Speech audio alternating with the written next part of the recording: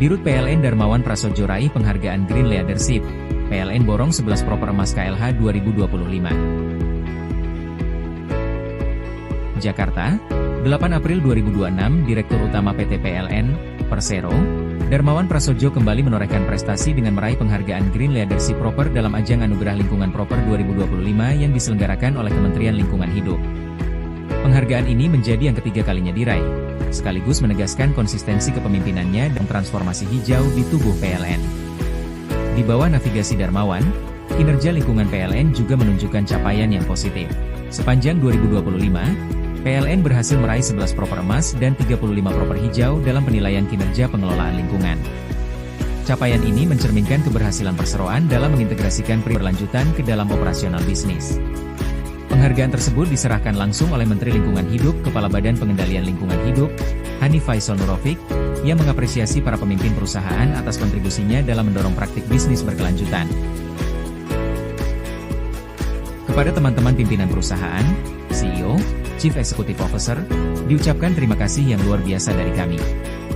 Bagian dari compliance yang telah Bapak lakukan berkontribusi serius dalam rangka membangun banyak hal, mulai dari efisiensi sumber daya kita, kemudian pencegahan pencemaran, dan banyak kemudian kegiatan-kegiatan yang mampu membangun ekonomi masyarakat secara langsung tidak langsung, ungkap Hanif di Jakarta, 7/4.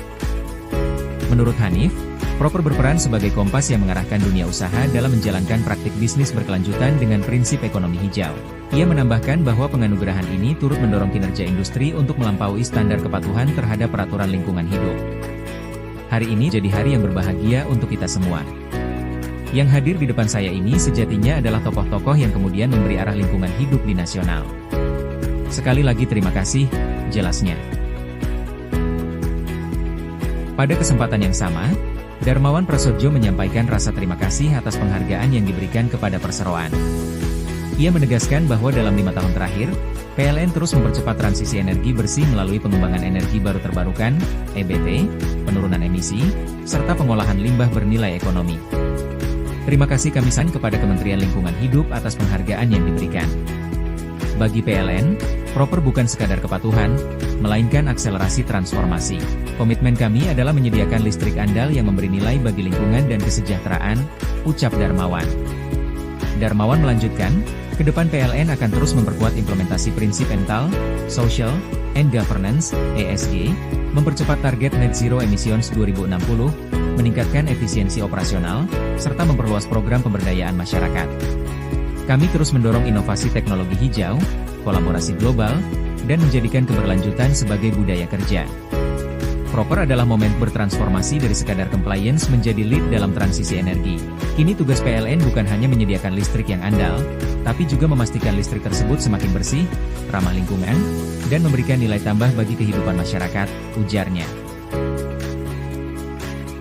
Sebagai bagian dari komitmen tersebut, PLN terus menjalankan berbagai inisiatif penurunan emisi gas rumah kaca, mulai dari dekarbonisasi, hingga pengembangan pembangkit EBT.